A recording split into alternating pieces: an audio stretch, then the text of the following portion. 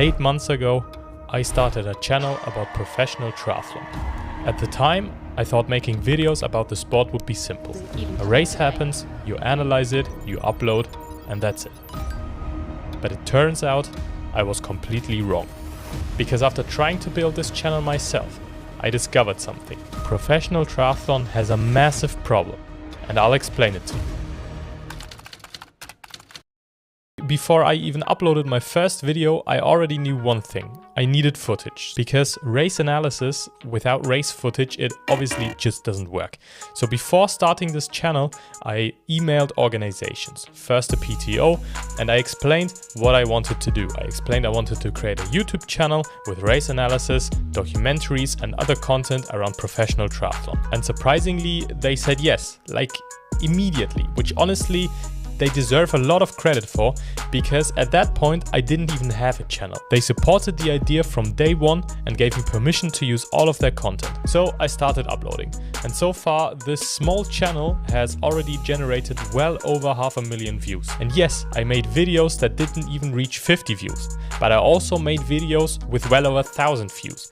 And in almost every single one of them, I use footage that technically belongs to someone else. But triathlon is obviously bigger than just T100. So I started doing the same thing everywhere else. I went to Ironman, Challenge Family, World Triathlon, also went to Super Tri, and some answered, some also didn't. But almost everywhere, the answer was the same: no. And to be clear, I understand why, because broadcast rights are obviously very valuable and these organizations want to protect the products that they build. And so this video is not about attacking anybody.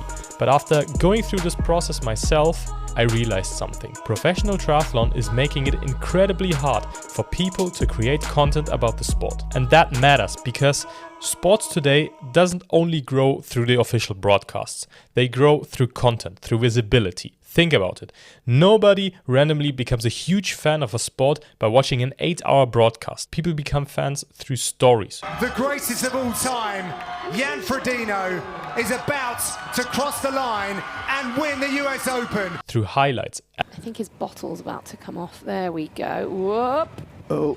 Balance on that is some kind of magic that I don't think I've ever seen. Yeah, look at the reaction there from Hayden. That is exactly what I thought, Hayden. Analysis. The king has been dethroned and one of the most relaxed penalties taken ever. This was the T100 San Francisco drama. And have a good long talk to herself, but it's not happening right now. Poor Taylor Nibber's given it everything out here today. That is how people enter new sports nowadays.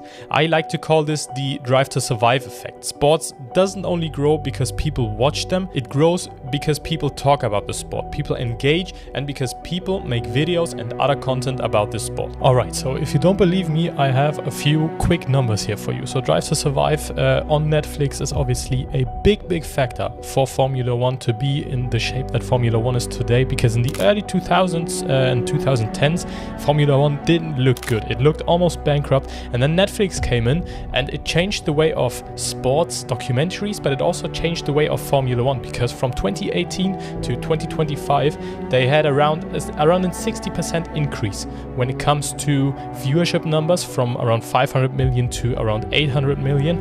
And also they had an increase in revenue of over 100%. In 2018, Formula One made around $1.8 billion, and in 2025, they made almost $4 billion. And if that's not enough, I have another example. So there is a computer game out there that's called Counter-Strike, and Counter-Strike has got a pretty huge esports scene.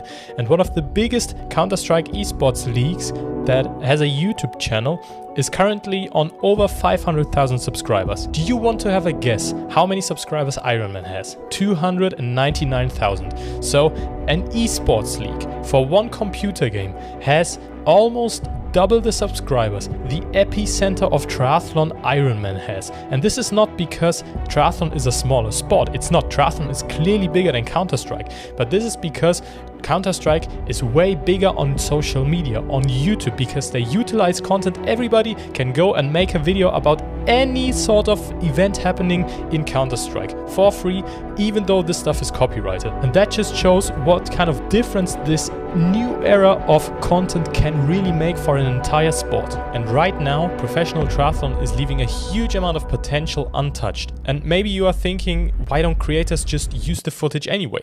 Well, technically, there's something called fair use. And yes, analysis content often falls under fair use. Hold up there, buddy. Just a quick one for those of you that don't know exactly what fair use is. So fair use is basically the concept of making it possible for people to use copyrighted footage. But there's obviously a few demands and a few criteria you have to reach before you can use copyrighted footage. If I just go and download an entire Ironman coverage, upload it on my YouTube channel, I'll get copyright strike pretty easily, which is good and which is normal as well. But if I add something to that, so if this content is either educational or any entertainment content, anything of that kind where I add something, my effort to copyrighted content, then I can upload my analysis videos, for example, even though the original content is copyrighted, and it still is. But through me adding value from the analysis point of view, I can then upload it to YouTube and I'm completely safe, at least in theory. But here is the problem.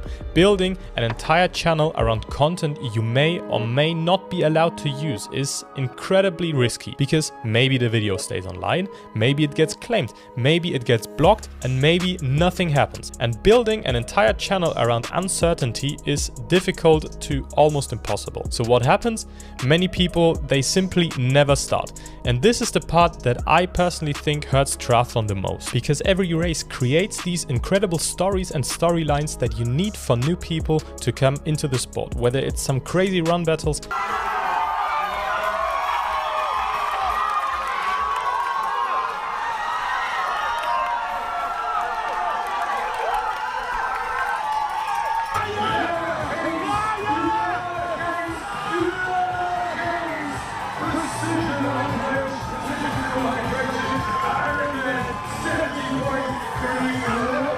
historic performances. But maybe Anna's just thinking about, yes, more running. More running for me. That's what I like. Perfect.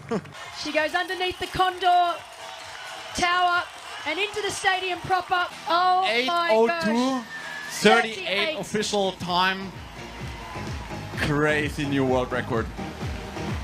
That is unreal. Sprint finishes.